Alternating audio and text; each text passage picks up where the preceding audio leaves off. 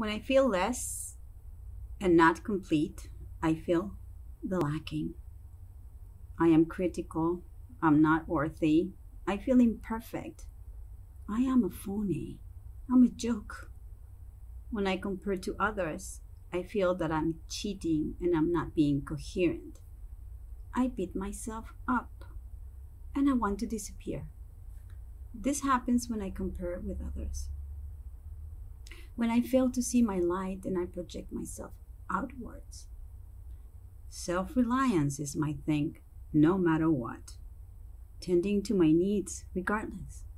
When I disconnect, I beat myself up and I punish me in a corner of shame, and then I feel that I have to sustain it in a period of hatred and suspension that then it is nourished by my fear. It becomes the monster under my bed, the one I create with my critical mind. I even disconnect from my body and I surrender to the victim in me. Who is going to save me? Why in this life I have to do everything by myself and be alone? Why is this another person getting all the support? What am I doing wrong? Etc., etc. Then I know that my Pluto in Virgo on my 8th house is really on a crazy ride. I have to go back to epigenetics. What is my environment like right now? What am I feeding myself with? I reconnect to my emotional body by tending to the energy I ingest, both physically and emotionally. Well, my 6th house is ruled by my moon, and that moon is in Scorpio, just next to Neptune. Oh, so much water. Therefore, there is a theme going on. There's a critical theme where I dive into the imperfection and surrender to the victim side. Or can it be the possibility to surrender into the depths of transformation with discernment and acceptance that yes, to become reliant is my superpower? Another theme is Neptune in Scorpio generation. You know, from 1957-ish until 1970-ish, Pluto in Virgo was in sextile to Neptune in Scorpio. And add to that in the mid-60s, Saturn and Chiron entered Pisces and Uranus in Virgo joined Pluto, creating an opposition. And that for a couple of years, let's say 2 or 3, many individuals, including myself, because I was born during that time frame, we have a sense of purpose through service. But at times we beat ourselves up because the service becomes a sacrifice. And that's to the pain that we already feel by not being holy. If the person was born in a culture where Christianity was omnipresent, then believe me, a lot of shame, guilt, and sacrifice becomes part of the conditioning. We're finally coming of age with our great heads, some healthy frames, and knowing about death and feeling. I see this as an asset, finally. My Neptune at 16 degrees Scorpio falls on my 10th house. I tend to be disillusioned, give in, and give up. What's the point? Especially all things related to institutions and the direction of life, accomplishments, and acknowledgments that one expects from a group of folks together in a social context. Society, I would say. I am tired of labeling myself as a weirdo, an outsider. Hey, I'm okay, all right? I have worked so hard for my individuation, so this is me. Neptune rules my 2nd house of values and needs, because it's also part of the Venus-Taurus archetype.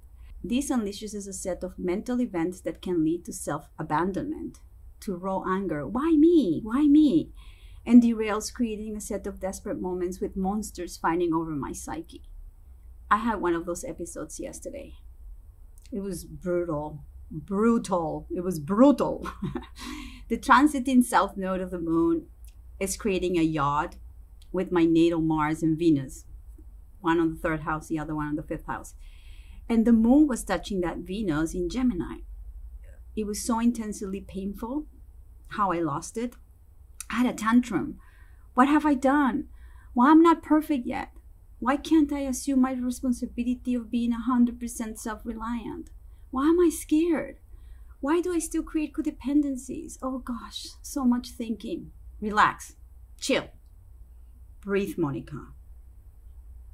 I disconnected completely and allowed the fear, the emotional body, to be swayed by shame, critical, judgmental nonsense.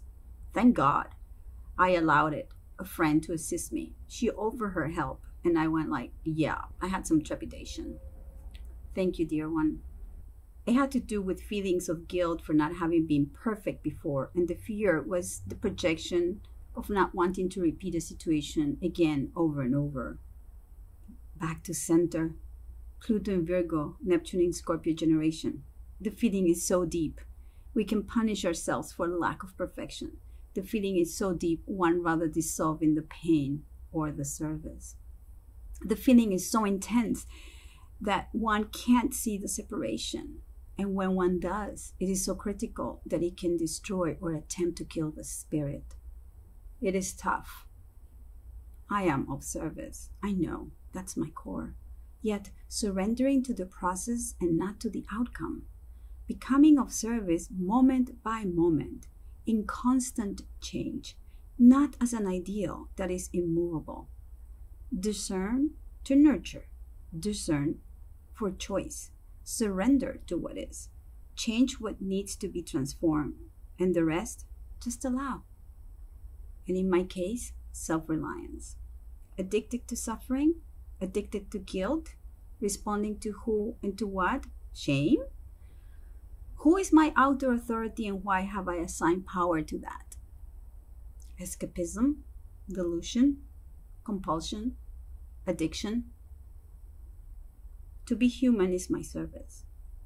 To allow imperfection is to be part of a routine that is not about labeling and receiving punishment for not being perfect, but rather to be part of a human experience. The service is an offering, not a sacrifice.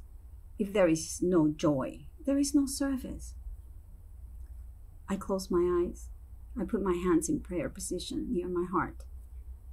I am what I am, and I'm of service as a human experiencing this privilege called life. I am what I am, and I am of service as a human experiencing this privilege called life. This is my eclipse square Saturn work. Saturn is going to go retrograde and Mercury is turning direct this weekend. All the past 6 months are finally taking shape. And where to go now? Be here now with clear intentions.